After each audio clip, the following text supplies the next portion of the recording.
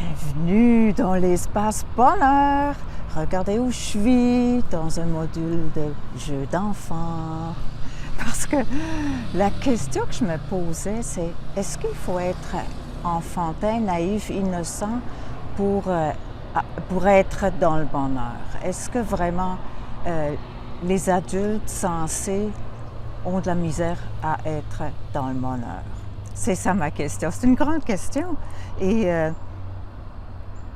j'ai l'impression que ça prend un cœur d'enfant pour profiter du bonheur plus souvent. Sinon, ça devient une chose très, très intellectuelle. Mais peut-être vous faites d'autres expériences. C'est quelque chose de très direct, de très accessible, de très simple. C'est surtout la simplicité. En tout cas, moi, c'est sûr que je vais faire la réclame du bonheur simple. J'ai vu à chaque fois que j'en mettais trop, je me sentais oppressée, je me sentais dans un malaise, je me sentais limite anxieuse. Et je vais vous donner un exemple que justement je viens de régler aujourd'hui. J'ai une invitation pour une fin de semaine de méditation, dans un groupe de méditation qui fonctionnait avant la COVID et qui depuis s'est comme disloqué. Et maintenant, on peut dire qu'il y a comme un petit regain, là, en partie, seulement quelques participants. Et j'ai quelque chose lundi où je dois me préparer et je suis dans un élan et c'était compliqué avec la réservation. Et puis, au fond, je ne veux pas aller là 2 nuits. Et puis, une nuit... en tout cas, il y avait beaucoup de si et de mais.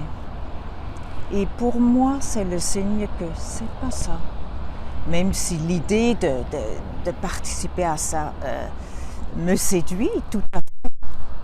Mais non, c'est pas ça. Et du coup, quand j'ai comme lâché ça, je me suis sentie beaucoup mieux. Beaucoup, beaucoup mieux. J'ai comme libéré un espace, une place que j'avais besoin. J'avais besoin de cet espace-là.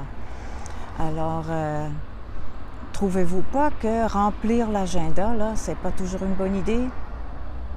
Et vous êtes probablement comme moi, on en met toujours un peu plus, hein? On sait qu'on ne pourra pas tout faire, et puis en même temps, il y a toujours un peu la frustration qui va avec. Alors que less is more. Moi, là, j'aime beaucoup ça. Moins serait plus. Et j'aimerais qu'on se donne un petit défi, alléger une journée, ou mettons, on va commencer une journée, là, mettons demain.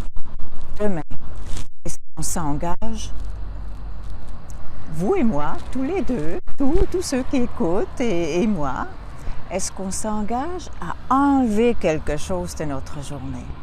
Est-ce qu'on peut s'engager à ça? Moi, je vais m'engager. Et vous? Et je vous invite à vous observer lorsque vous allégez votre journée. C'est pas vrai que on a besoin d'être parfait. C'est pas vrai. C'est pas vrai qu'en faisant plus, ça va mieux ou on s'avance plus. Souvent, quand on est fatigué, on fait des puis ça nous prend du temps à les rattraper. Puis au fond, on aurait pu juste prendre plus de temps. Hein? Et puis attendre que l'élan est là. Moi, je fonctionne beaucoup avec l'élan.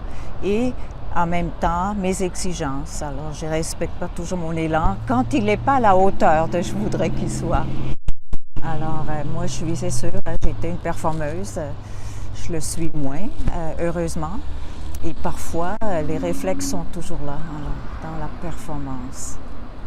Alors, on s'entend là-dessus, on enlève quelque chose de notre agenda et on s'observe et on profite de respirer à plein poumon, puis voir les belles couleurs qui commencent, prendre un bol d'air frais ou autre, hein? Quelques pas de danse ou une belle petite sieste. Hein? Que pensez-vous? Alors, à la prochaine, soyez bien heureuses, soyez bien heureux. Et je me réjouis de vous revoir, de vous retrouver. Bye bye!